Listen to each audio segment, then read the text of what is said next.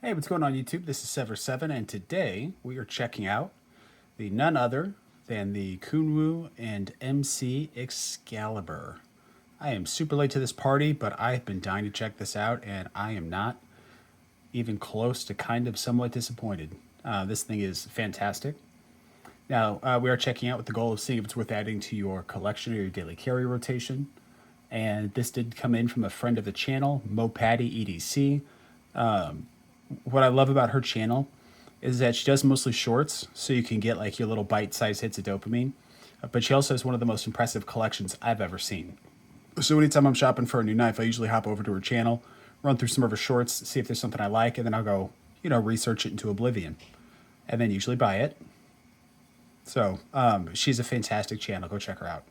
Perfect for those little dopamine hits. Now, this was designed by Metal Complex, and this was OEM'd by Kunwu. And jumping right into it, we've got this beautiful, like diamond knurled texturing. We have a smooth integral back piece, and then we roll right on over to get right back into that knurled diamond texture. We've got a beautiful Damascus pocket clip. Now, I believe this is the old pocket clip that was a little sharp. And by a little, I mean a lot. Like if you cut something with the blade and the blade's just, dull or whatever, just flip it over to the pocket clip. Just slice through whatever you need it to. It's fantastic. I'm joking. It's really not that bad. It is a bit sharp, but I like how low profile it is. I like that it's not super big, and it's certainly not a hot spot when holding onto the knife. It just kind of disappears into your hand. So some people have said it's a little rough in and out of the pocket. I didn't really experience that. I mean, it wasn't like it didn't glide lovingly into my pocket. I had to put some stank on it. But then coming out of the pocket was perfectly fine. We do have T8 hardware throughout. Let me double check and make sure that the pivot is not a T10. Okay, it's not. So yeah, it's T8 hardware throughout. Now, with it being an integral, this means it's one solid piece of titanium. So it's not sandwich construction. There's no backspace. There's no standoffs. This basically means that instead of machining two pieces of titanium and sandwiching them together, this is just one big piece of titanium. Now, is there an argument for utility there? No. Is it objectively more expensive to buy? Yes. And that's because it's objectively more expensive to produce. For no reason other than if you are doing sandwich construction and you manufacture two pieces of titanium to slap them together. If you screw one of them up, you just replace that side. If you screw up an integral, you have to replace the whole thing. So my experience with integrals is that companies tend not to half-ass them. Like anytime a company busts out an integral, they're flexing a little bit, they're sending a message. And that's why I obsessively collect integrals, is because I'm yet to find one that just straight up sucks as a knife. It's like, oh, they nailed the integral, but like the materials are cheap, the blade still sucks, it's whatever.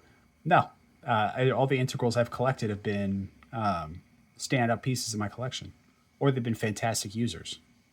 So to me, it's a company's flexing, and I like to see the flex. We do have Damascus up here on the pivot collar. If you get them real close, you can see it's got like little layers in it. Very well done. Definitely not lightning anno. Very pretty. Damascus up here. And then we've got this deeper, more purple Damascus on the pocket clip. Very beautiful contrast to the otherwise, stone washed handle and satin blade. Now, as far as the ergonomics go, this thing is a dreamboat. I mean, I've got large size glove hands. I've got a full 4-finger grip. I can choke up, get another full 4-finger grip, have plenty of room back here. Like this thing is kind of built to go and do whatever the flip you please. We have nice functional jimping up here. It won't lock you in 100%, but it's also not sharp and painful. So as long as you're not gritting down like your life depends on it, this jimping is going to be plenty for anything and everything that you need to do. We are coming in butt heavy. It's going to be pretty typical with most knives, but especially for integrals. simply because it's hard to mill out for weight reduction when it's an integral. And since there's just more back, you're going to come in, probably an inch or so off. Like being right here would have been perfect as far as balance goes, but instead we're,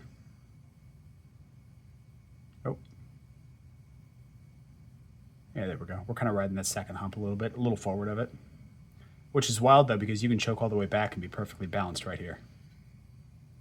Kind of crazy. Now, as far as the blade goes, we are rocking a satin finish. We have a flat grind. We have Vanax steel on the blade. And we do have, I think they technically list it as a drop point, but that's about as daggery as you can get.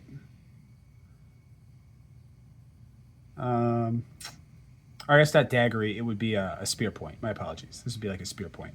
For a dagger, it has to have sharp on both sides and the same grind on both sides. But for a spear point, it just has to be more like this, where it's pretty symmetrical on both sides. Now, as far as the action goes, the lock bar access is what I'm going to call the big easy. You have plenty of room. It's been scalloped out heavily. You just kind of fall in there, push. You have plenty of travel space, which means you don't feel tight and cooped up, like you have to cram it over. Just gently push it over, and the blade basically falls on its own. The acoustics are wonderful. On the drop, we got that nice satisfying ting. On the way up, we have more of a ka-chunk. But definitely two different ends of the acoustic spectrum, and I really like that. It's like you scratch one itch, and now you kind of have an itch for something on the opposite end. You scratch that itch, so on and so forth.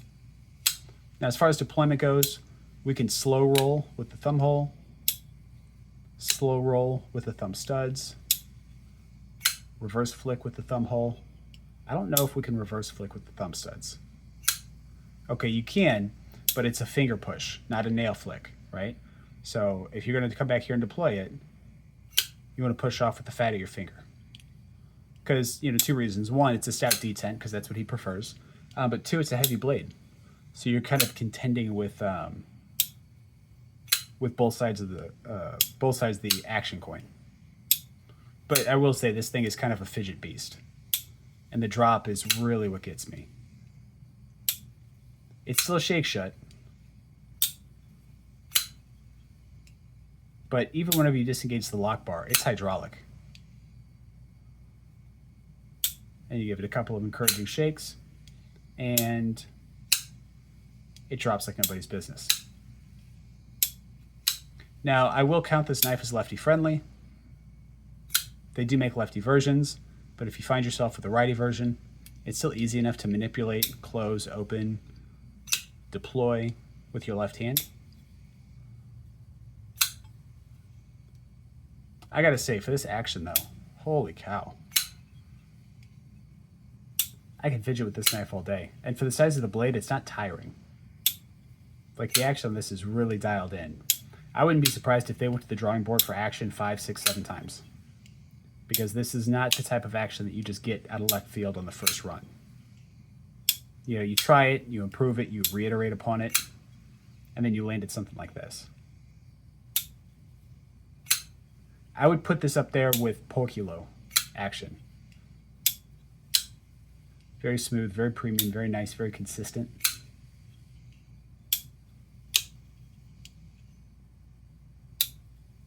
Now, there was some basic information I couldn't find because they no longer have this knife listed on Kunwu's website.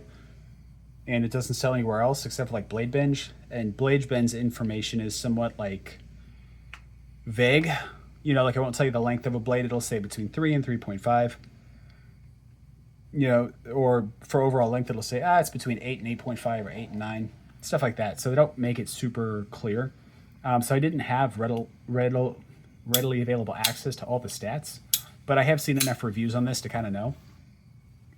So overall length, we're coming in at, by my measurement, about 8.5.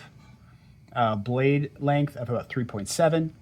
and that gives us the blade to handle ratio of 0.79 or 79%, which is awesome. I wasn't able to find the weight, but I have a scale right here, albeit janky and taped up.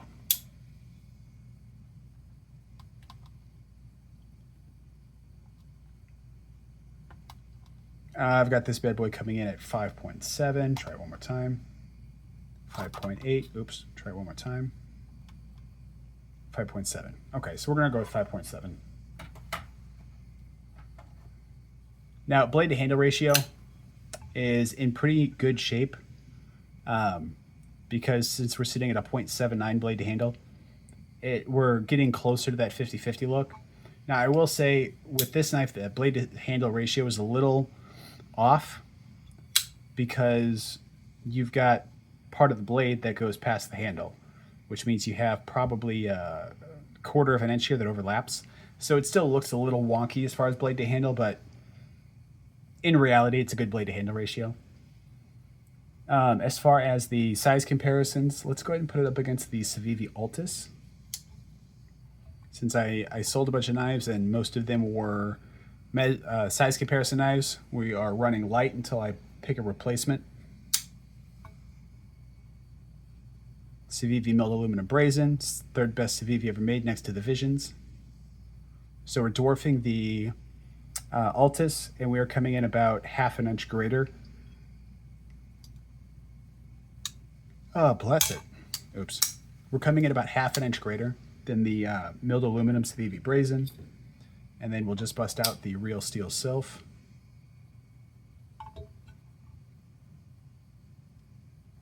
And we are coming in quite a bit larger than the real steel Sylph.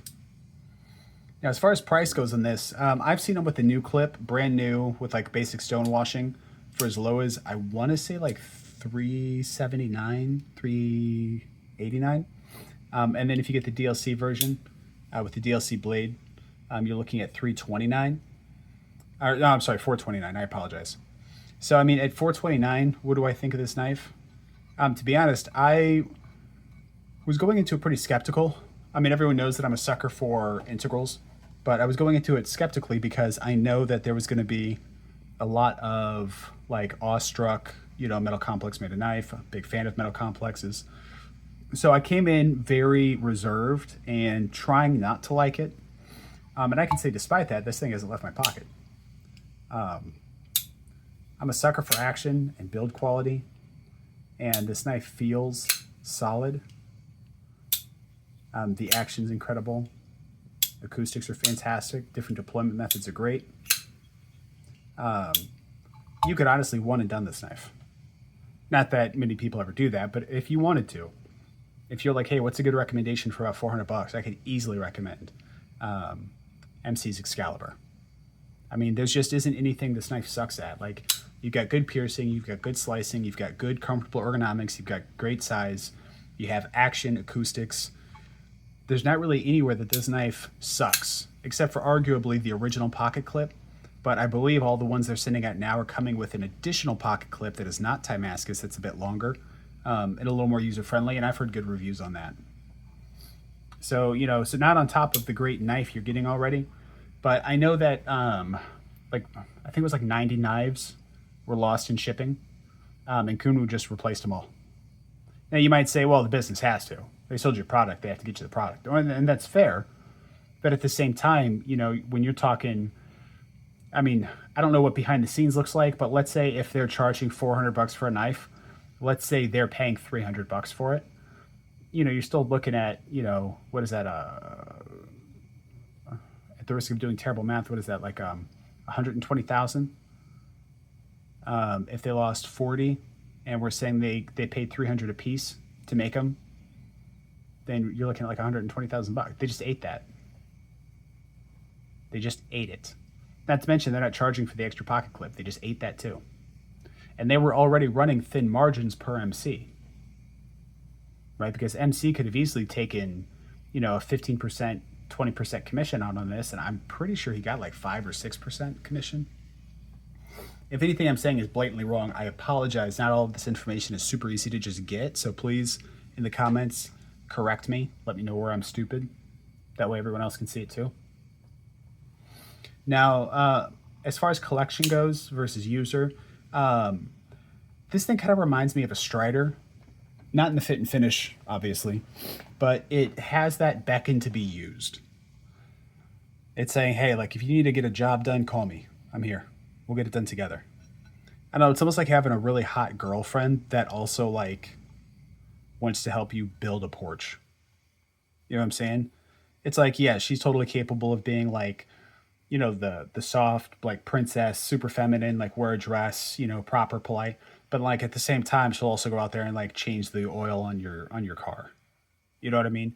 It's kind of like the best of both worlds. She'll sit down and play video games with you. She'll arm wrestle somebody, right? Um, just an absolute delight to be around. And this knife kind of reminds me of that. It's just an absolute delight to have in pocket. It's a delight to manipulate and use. Um, I mean, really isn't much at all I would change on this. Maybe if I got more experience with the pocket clip, I'd learn to hate it a little bit more. Man, that thing is tight. Holy cow. Didn't feel that tight going in and out of the pocket, but Jesus Christ. That is tight.